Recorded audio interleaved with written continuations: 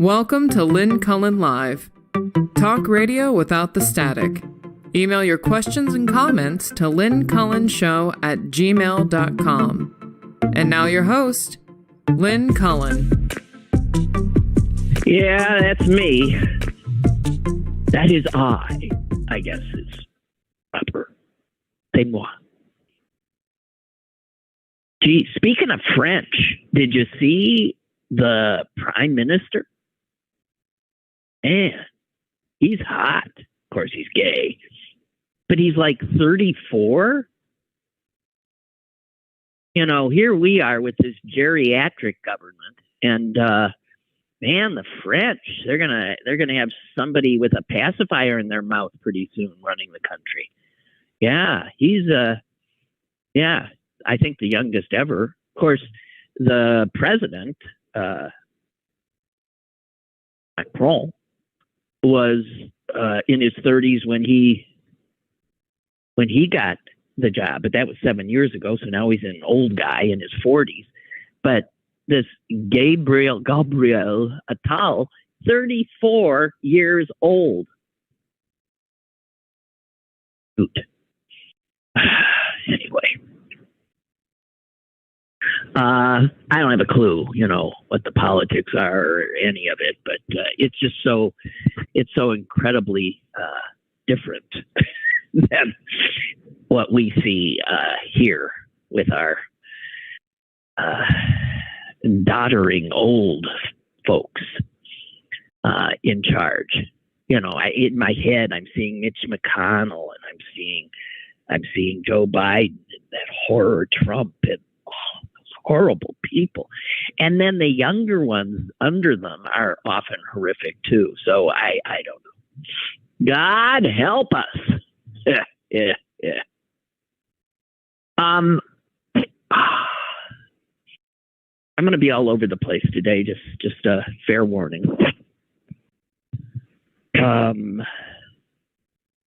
I don't have the energy to start right in on the totally serious stuff. So I just want to point out something I had said yesterday about the Golden Globes and how horrific the host was, this comedian Jo Koy, and how hostile the audience was, and how, I just felt so sorry for him. It's one thing, you can have a bad day at work. But if your bad day at work is in front of literally tens of millions of people and a live audience made up of some of the biggest Hollywood A-listers, that's bad day. So I really, my heart sort of went out to him. And then I saw I wasn't alone, and that someone I've always suspected is a really nice guy tweeted something about it. I don't know if he tweeted it or put it on Truth, on not Truth Social, on the other one that I can't remember, Threads. As a matter of fact, I think it is Threads. It was the comedian and actor and banjo player, Steve Martin. And Steve Martin said this. What a sweetie. I tip my hat to anyone who steps out on a stage to host a live award show.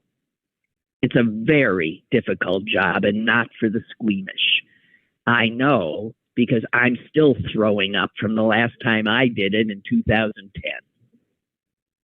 So congratulations to Jo Koy, who took on the toughest gig in show business, hit, missed, was light on his feet, and now has 20 minutes of new material for his stand-up. And that's what a sweet, positive way of putting it. And just it warmed my heart to see that Steve Martin took the time to do that. This poor Jo Koy, he's been quoted since as saying, it was a moment that I'll always remember. Right. Yeah, that's for sure. And asked if he would say yes to hosting another show, not that he'll ever be asked, he said, man, it's a tough gig. I'm not going to lie. It is. And I mean, when you think of the people who have sort of mastered the art of it, I don't know who comes to your mind, but I think Billy Crystal comes to my mind. I always thought he was damn good at it. I don't know. It's about as hard as there is. And he was as awful as anybody could be. I had something here that I wanted to bring up yesterday, actually, when Susan was with me, and I forgot. So I'll bring it up with you guys. It has to do with the Pope.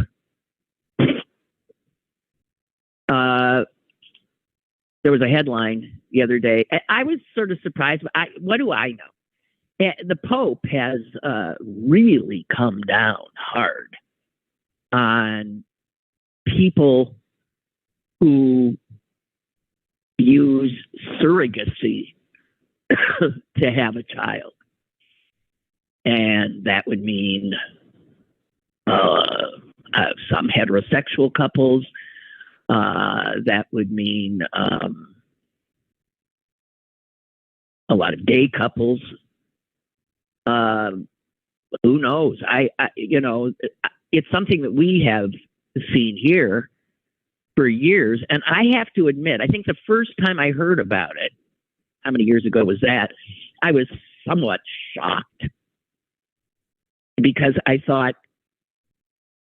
how could a woman, why would a woman go through that, at risk to her own health and life? Why would she do that? And the one obvious thing you think of is money. But then you realize that sets up this thing where rich people can have a child, quotation marks, but another woman rent a womb they can rent some other woman's womb, and she carries the pregnancy and does the delivery, and then lets go of the baby. I find that so hard to imagine. I find it hard to imagine on either end, if you want to know the truth. But I never thought of it quite as, the Pope. So the Pope said the other day it was despicable. It hadn't occurred to me to put a word that intense on it, but I think he makes a good case. He says it is despicable because it commercializes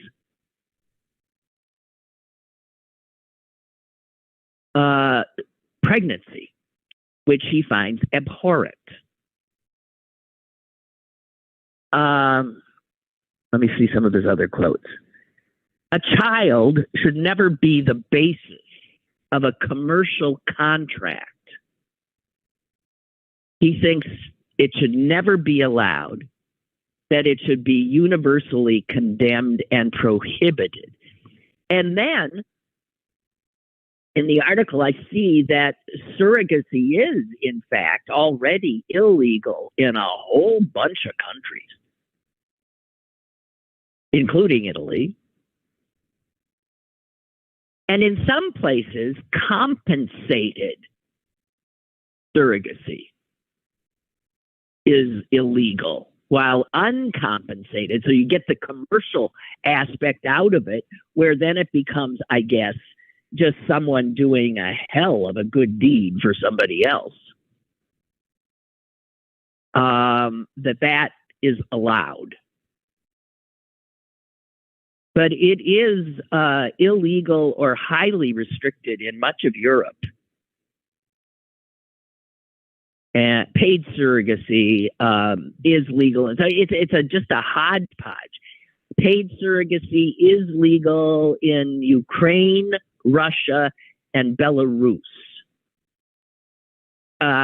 Surrogate mothers often are found in the United States and in Canada, and Europeans come calling and hire Americans and Canadian women. Although some American states have outlawed surrogacy.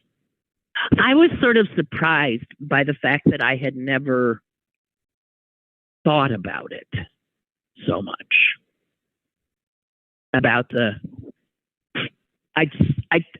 it had passed my mind, but I mean, reading the Pope's denunciation and understanding too that this is a Pope who does not approve of in vitro fertilization or any of the things that help couples who might be struggling to conceive. Not into it. But I don't know. And then I read in the article this: Pope Francis has spoken frequently about what he calls ideological colonization. Boy. And that by that he means wealthy countries like us imposing our views, our culture on people and religious traditions that do not agree with them. And so this denunciation of surrogacy came wrapped up in that kind of a critique. And the article says that the Pope has great frustration with what he sees as the arrogance of the wealthy nations, the wealthy West mostly, toward less affluent parts of the world. And in that regard, I suspect I would join him. But then I thought, whoa, wait a minute. I mean, it was this same Pope, was it not, who just last month or something said that he allows the blessing of same-sex couples. And let me tell you how that went over in like Africa, which is the fastest growing Catholic continent. I mean, the Catholicism has been, it's been shedding, what do you call them? I was going to say constituents, parishioners. It's been shedding folks. People have been leaving the church in the affluent West, but the church has more than made up the difference by the influx of Africans. But wasn't the Pope with the blessing of same-sex couples doing the same thing? Isn't that what does he call it? Ideological colonization, taking something that is considered, well, of course, it's not in our Western culture that we've evolved in regard to sexuality in that way. But he took that and imposed it upon the Catholics in Africa, and they're freaked. They're freaked. And there are some that are saying, I can't be part of this church. There's one guy saying he's going to become a Methodist. I guess Methodists are totally against gays down there. I don't know what it is. I mean, Africa really has a homophobia problem, a big one. But if that's, I mean, I don't know. Africa is home to almost a quarter of all the Catholics in the world now. There are 1.3 billion Catholics. And Africa also accounts for more than half of the 16 plus million people who joined the church in the last few years. So a lot of the bishops down there they're refusing. They're just not. I mean, one, he says, we will not even talk about homosexuality because it is un-African. It is not our experience. It's this thing from Europe. There you have it. Ideological colonization. And if that's what the Pope is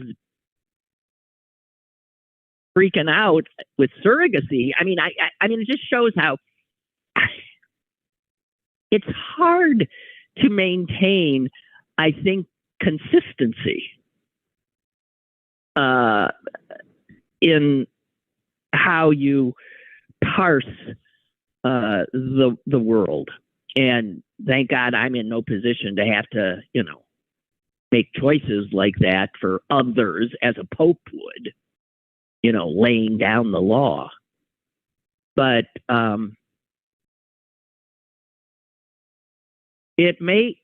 have to say that what the Pope said about surrogacy really it's sort of the same way that, people react with horror at the thought of commercializing organ donation. Because everybody knows that would mean rich people could stay alive by purchasing a desperate poor person's kidney.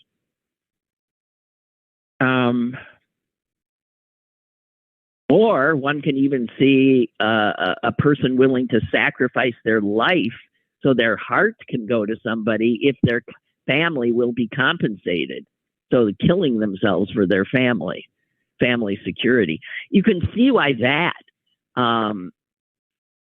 creates this, but I had never thought of it in terms of pregnancy and surrogacy. I don't know.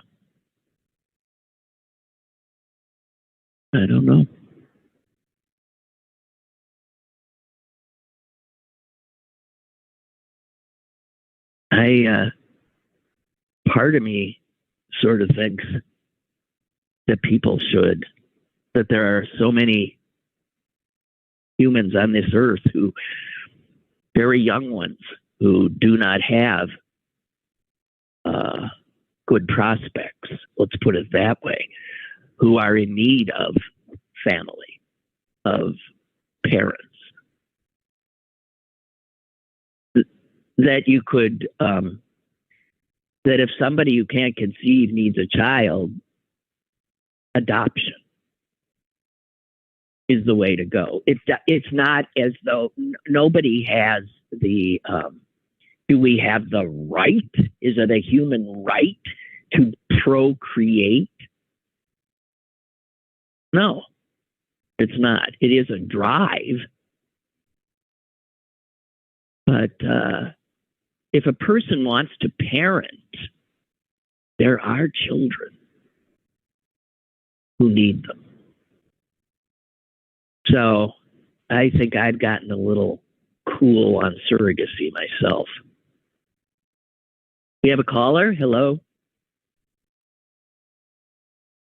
Oh, hi, Lynn. Good morning. Yeah, I was going to raise the question of adoption. Mm-hmm. I don't think people willfully have a child and just think, well, I'm just going to have this child and then I'm just going to put it up for adoption. I mean, some people do. I mean, somebody who becomes pregnant. Yeah. Right. Oh, no, I'm not saying if you find yourself pregnant and you think, I'm not going to be able to care for this child, I'm going to put the child up for adoption. But I don't think you would say, you know what, I'm just going to have a baby because I want to have a baby and then I'm going to put it up for adoption just to have the experience. But I think with surrogacy, I think obviously there are situations where you want to have as much of yourself. Like, I think my kids are the best of me. So, and if you want to have that, that's one way to have that experience. Because you couldn't. Well, that's a very human, obviously, it's really heavy-duty human drive to procreate. It's right up there with just staying alive. Right. But when the Pope says, oh, it's okay for homosexual relationships and marriage and all that jazz, but, oh, by the way, forget about having any kids, especially if it comes from one of you. It just doesn't, it's not in the same field. It just, he's putting out too much. I mean, if you're going to be in favor of homosexual relationships, that's fine. That's great. God bless you. But don't put restrictions on that. However, but you're not going to have any kids going forward that might be a part of one of you. Because I don't know how else you would do that. But, well, how do you feel about surrogacy in terms of being a commercial operation? So do you think obviously, it's okay if you pay the woman who's being used, or should, as some countries say, that makes it despicable and it should be illegal? So it can only be done if the woman is doing it out of the kindness of her heart. Well, I mean, I think about, there obviously is, there might be a financial need for somebody to do it, but I don't think you're advertising, hey, womb available. I'm not sure. I think there are. I mean, I don't know. I don't know what the channels are that you go through that. Yeah. Well, when people need a womb, there must be places they can look. Right. I think it's probably through, some medical medical counseling through, your doctors and, your OBGYN. It's like, maybe they're privy to that. I mean, I don't know how you go about that. I don't know how you search that. I don't know. But I think it's a really personal decision. And I think the one gal that's on MSNBC, Nicole Wallace, who I just adore. I think she just had a child. She just had a baby, right? And she's 50. So my guess is she did not carry that child in her womb. So no, I agree with you. I agree. She had to have, because I've been watching her and she wasn't pregnant. Yeah, right. And she does have financial means to do that, but I don't think there's like a factory of women. There could be, but I don't see it as a factory of women who are just there for the sole purpose of, a woman can't. It's not a profession, obviously, because right. That's what I mean. It's I don't think it's not a good idea to think that's what I'm going to do. I'm going to spit out other people's babies. I mean, no, you can't. It's not like the women. It's not like the women in the red light district in Amsterdam. It's like, I know it's not. I think I'm gonna. I want her to have. I want her to have our baby. Her. I don't think so.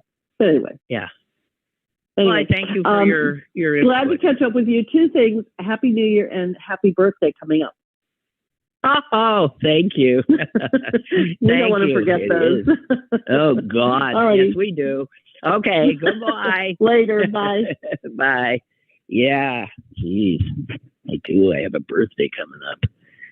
Anytime it hits January, my dog, myself, and my son all have January birthdays. It's birthday time in our house. Well, it's just, the world's a complicated place, guys. Hey, before I forget, I saw a film that is playing here at the Parkway Theater, which is in McKees Rocks. Don't roll your eyes. They play a lot of interesting stuff at that theater. That's a great place. 644 Broadway Avenue in McKees Rocks. And the movie that's playing there is called Make Me Famous.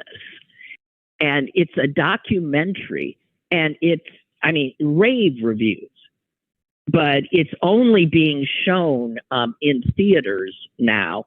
My understanding is I think you have to do that in order to qualify for, I don't know how it works, but I have a friend whose husband is a screenwriter. And I know if you do a film, you have to first air it in certain places in order to get into, the major, I don't know what I'm talking about, but I watched it and it's interesting.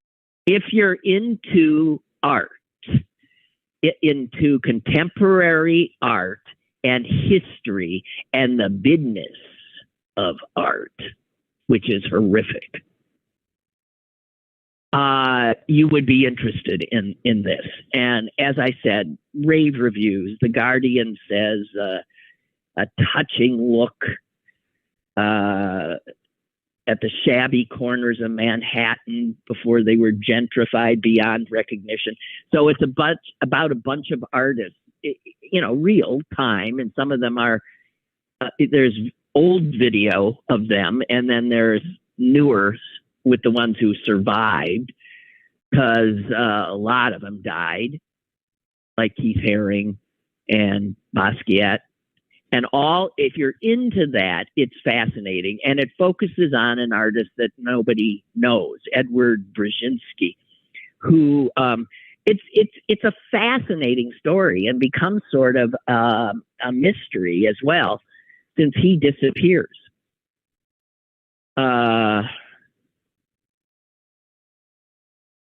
This really, James Wolcott said of it, a poignant, compelling, and haunting apparition of lost Bohemia.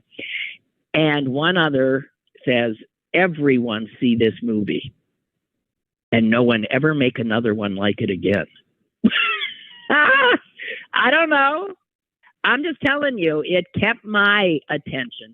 It's $10 admission, and I'm telling you this because it's only playing. Its run is almost over. It's playing tonight at, again, McKees Rocks at the Parkway Theater at 8 p.m. And then tomorrow, 2 showings, 7 and 9. And I'm just saying, I told the producer that I would put that out there. Okay? If you're, I know people who would eat that movie up. Okay. Let's talk about Donald Trump just a little bit. So he showed up in court yesterday so he could, as my sister called it, so he could stand on the steps afterwards and threaten people, which is, of course, what he did. And it's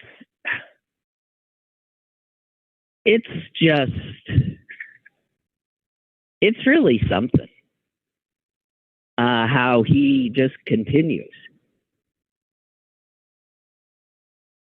to do what I thought these gag orders were preventing him from doing, which is threatening chaos if anything happens to him. So he said that I think they feel this is the way they are going to try and win. And that's not the way it goes. It'll be bedlam in the country. It's a very bad thing. It's a very bad precedent.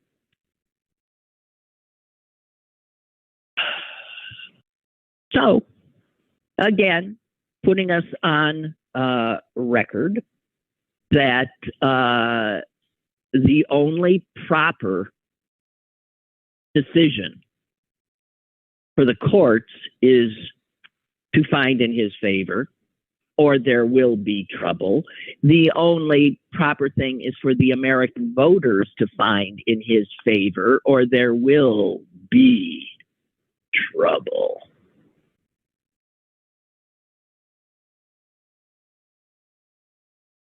He was arguing, his lawyers, if you listen to any of it, his lawyers were literally arguing that a president is immune from any prosecution unless he's been impeached and convicted. So one of the judges said, you mean? What if, you mean a president could order a SEAL Team 6, the Navy Commando Unit, to assassinate their political rival? And Trump's lawyer said, yeah, well, yeah. But yeah, he could, and he would probably be impeached and convicted. But that would have to happen before the courts could charge him with murder.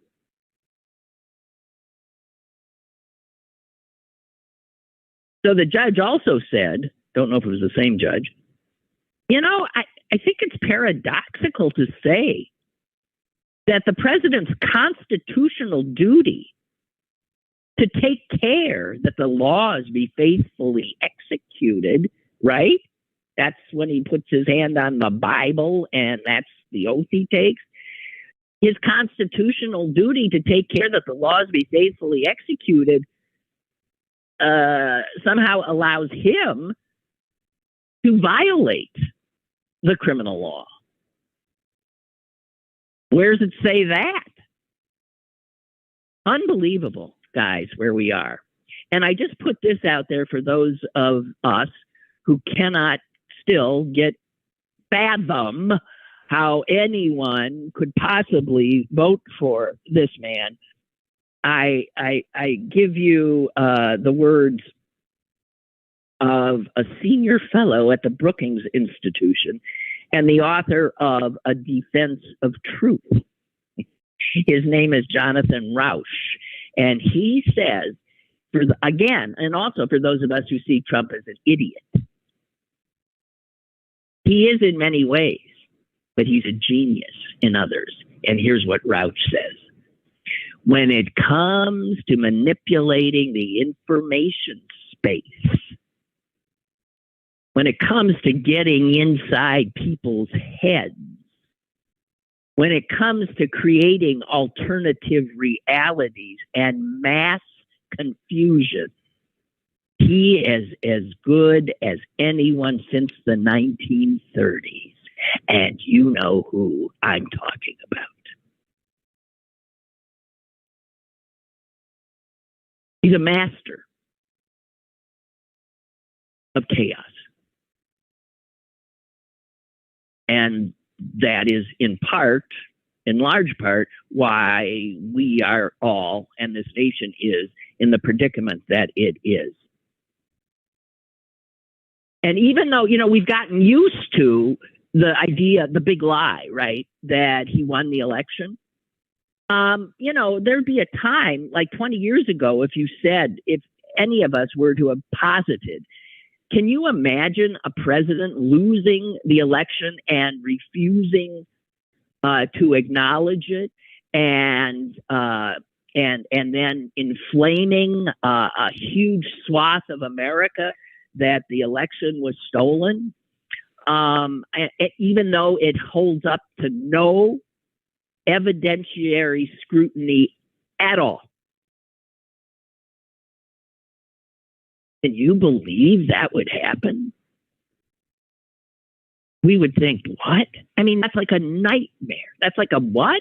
This is the United States. You lose, you leave. And this guy, Rauch, also said, just to again bring ourselves back to reality, which he has so manipulated. The stolen election claim by Trump and his huge coterie of enablers, is, and this is this guy's words, the most audacious and Russian-style disinformation attack on the United States that we have ever seen. Because we lose perspective, because he keeps this fuselage of constant lies and insanity and threats coming at us. And we don't sit with any of it. We just feel, as I have told you I've been feeling, like I'm in, he uses the word bedlam, like I'm in bedlam. He brings it.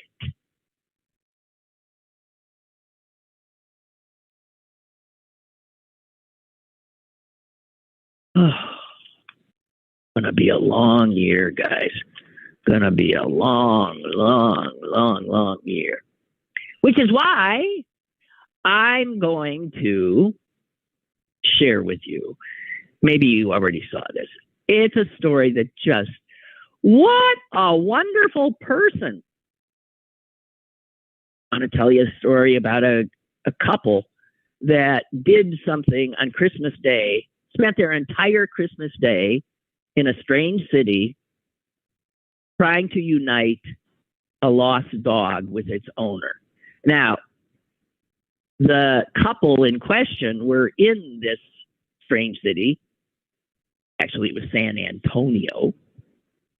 They were in San Antonio because San Antonio has a NBA franchise, the San Antonio Spurs. And the male part of this couple is also a NBA basketball player. He plays with the Utah Jazz. And the Jazz were in town on Christmas Day in San Antonio to play the Spurs. His name is Kelly Olynyk. And so he and his wife were driving around in this rental car they had, looking for a place where they could maybe get something to eat. And it was Christmas Day, so that can be hard. Well, you got to find a Chinese restaurant, telling you. So they were looking for an open restaurant for lunch when they spotted this dog wandering alone in a parking lot. And his wife opened the door to see if the dog had any tags. And the dog just jumped right into the car and into her lap. And the basketball player said, right then and there, he knew there goes lunch because he knew his wife. And she would be now intent on getting this dog some help. There were no tags on the dog. So these two people spent literally the rest of the day. I think he had to play a game that night, right? They spent the entire day going through so much trouble. They tried to find an emergency vet to see if the dog had a microchip that would give him some information. They drove to shelters who could maybe help him. All the shelters were closed. The vets were closed. They finally found one guy, and in fact, I mean, I just can't imagine all the trouble they went to, and they got a chip. The dog had a chip. But it turns out the phone number on the chip was disconnected. But the address that was on the chip was there. So here they are in this town they don't know, and they put their navigator on and head over to and they go to the address, and somebody opens the door and says, "That's not my dog. I've lived here for 4 years." And they called friends to put stuff out on social media. And They stopped at a drugstore to pick up some dog food. And they finally thought, we're starving ourselves here. So they went back to their hotel and they took the dog to their room. And then they left the dog in the room to go grab some dinner. And the dog started whining. And so they said, all right, okay. So I'm thinking they go back to the room and order in room service. No, they instead took the dog outside. Even though it was cold out, they asked the restaurant if they could sit outside and have their dinner so that the dog could join them. I got to tell you, this goes on and on and on and on. They found someone who said they'd take the dog for the night, just put the dog in our backyard and we'll take care of her in the morning. They tried to do that, but the dog again went nuts and bolted. And then ran right back to their car. By the way, the dog is so cute, you could die. Anyway, the rest of the story is they finally found the dog's owner 10 hours later.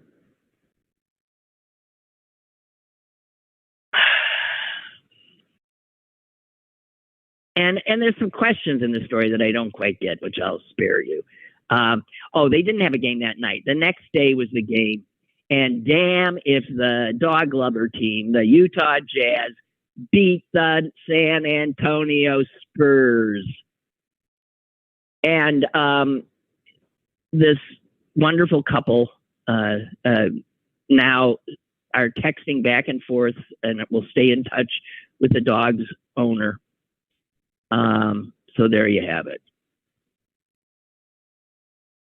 And he said, it was just one of those, if at first you don't succeed, you try again things.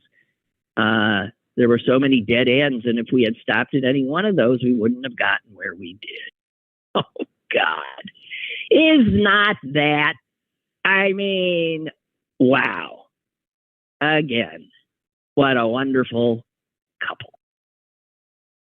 Kelly and Jackie Olenek, and the dog who turns out to be named Harley. Oh, that made my day. I saw that and I thought, okay, I'm fine now. I'm good. I'm good to go. The world has good people in it. We need to be reminded of that. At least I do on occasion.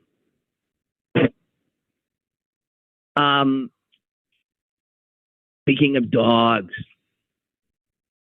here's some other good news, although it's a little mixed. South Korea on yesterday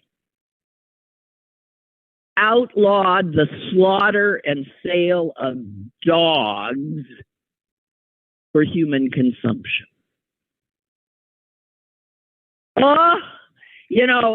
Yeah.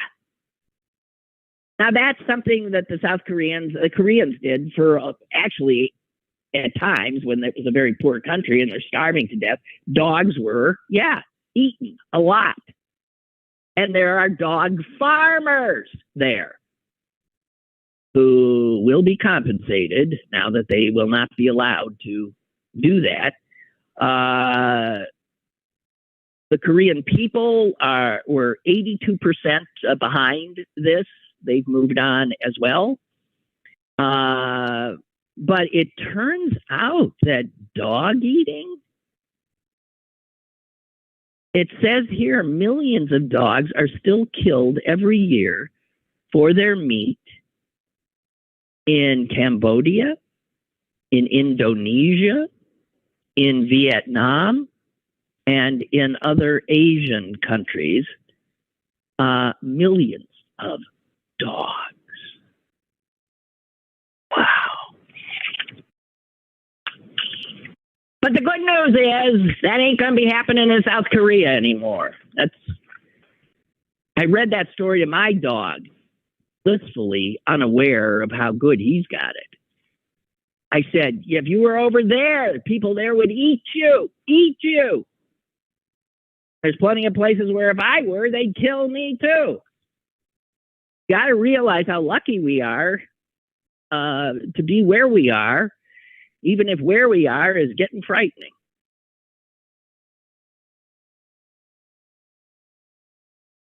What else do I have for you? Oh, another indicator, in case you needed one, that the bedrock of current day republicanism, other than neo-fascism, is cruelty. Just cruelty. So there's a federal program that is up and running that will be giving millions and millions of dollars to the states. It's actually $2.5 billion bunch of relief to feed children, hungry children, during the summer. This is a program aimed at the children who qualify for free food at school because they're coming out of very poor homes that are food insecure, in which there is real hunger. And so this is an agriculture department program, and it, trotted this out and said to the states, we'll send you the money. Here's what you have to do is, handle the work of seeing who's eligible and then getting that money to them.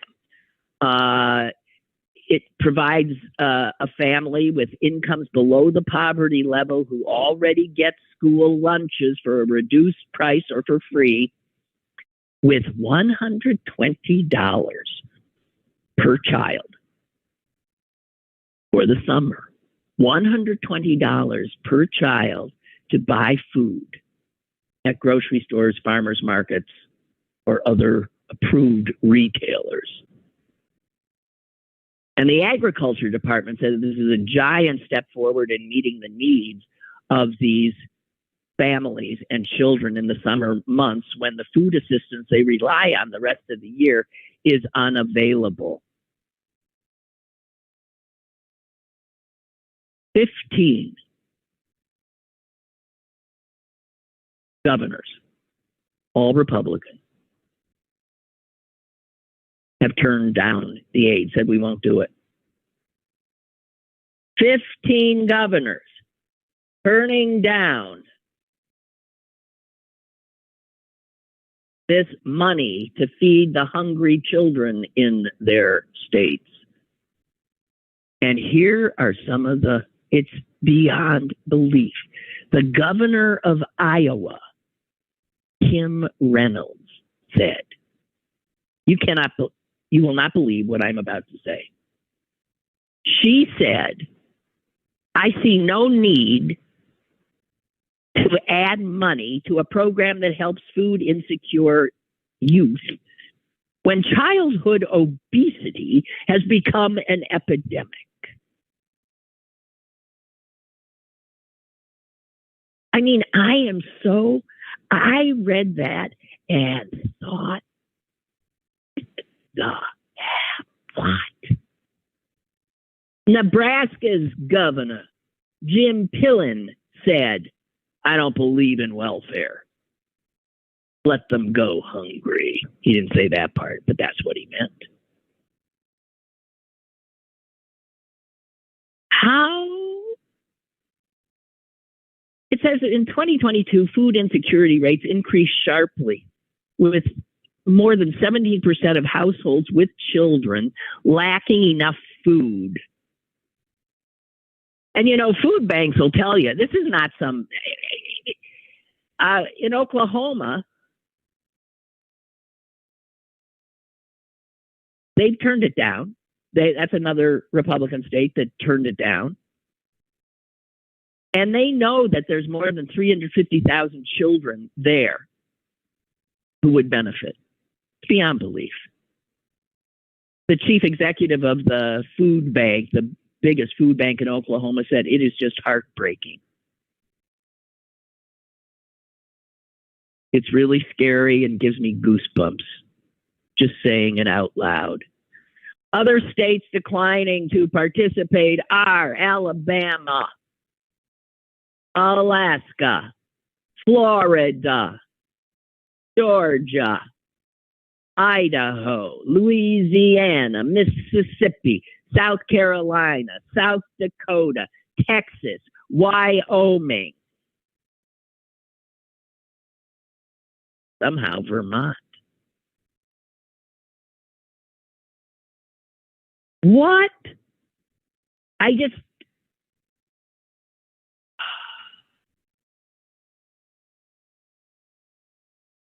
Says here, many nutrition advocates were dismayed by Governor Reynolds' contention that there's an obesity epidemic among children, and so we wouldn't be feeding hungry children. They say, how does this in any way? I mean, there is no evidence that a program like this has anything to do with childhood obesity.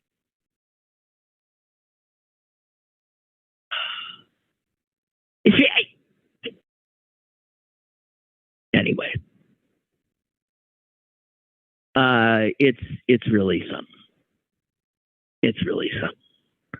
Republican governors in 15 states reject food money for children in need. Wow. Shameless. I've said it before. I'll say it again. Shameless people.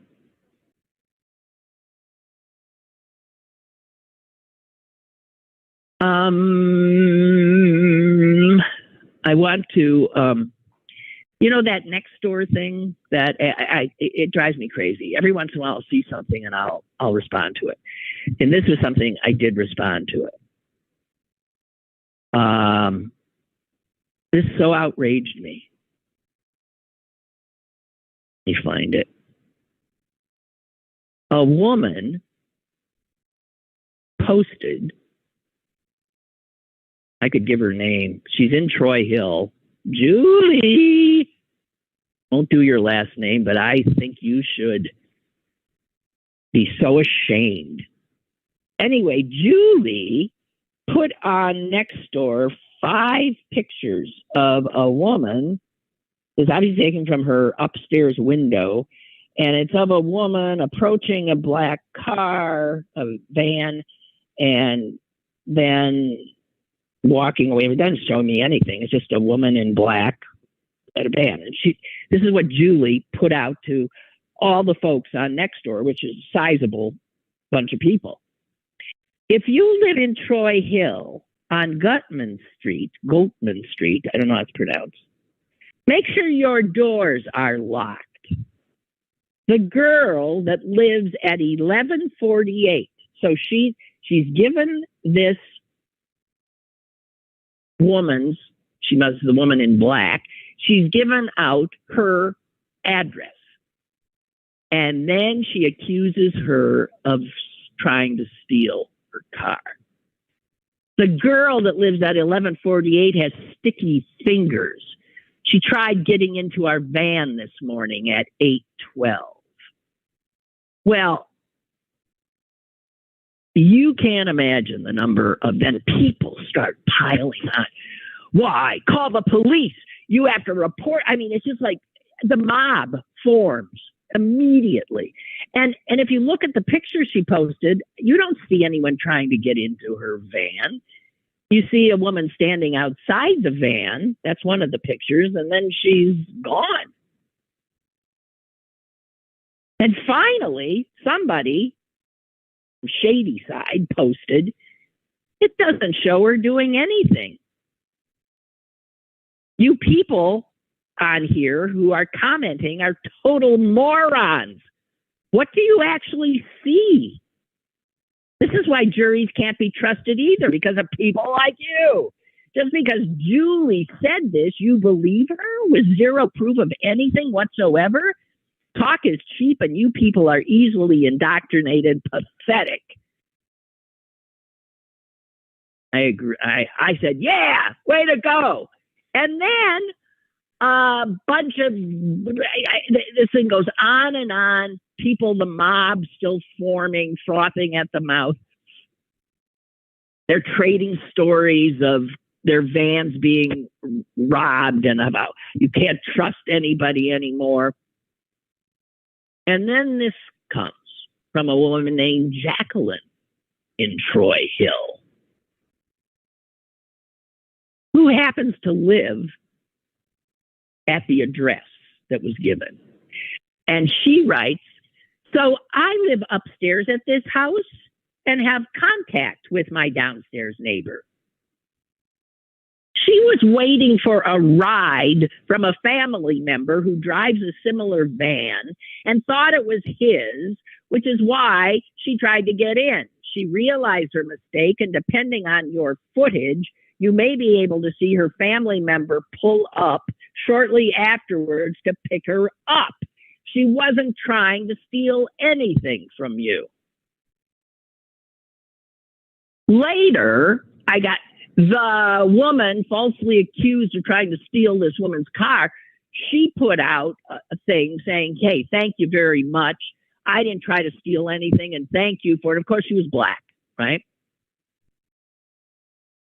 Because it was a black girl and she was trying to, and I have to say,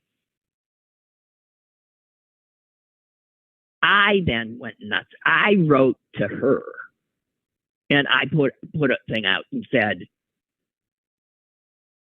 the original poster put you at risk, at great risk, and she defamed you. And you are owed a huge apology, which I bet you won't get from her and all these others who piled on. And you know what? No one apologized.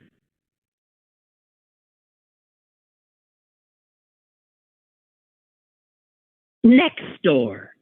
It's for people who want to keep in touch with neighbors, to know when to get, I guess, the tiki torches out, to defame people who are just walking by. And you see this, the willingness of so many people in this country, the mistrust, the suspicion, the hatred, the willingness to jump immediately to conclusions based on next to nothing.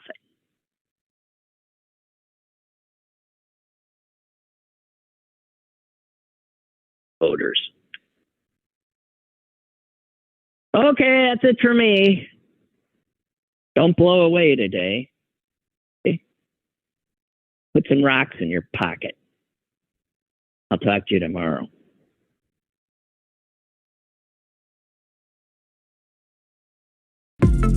Lynn Cullen Live, Monday through Thursday from 10 a.m. to 11 a.m.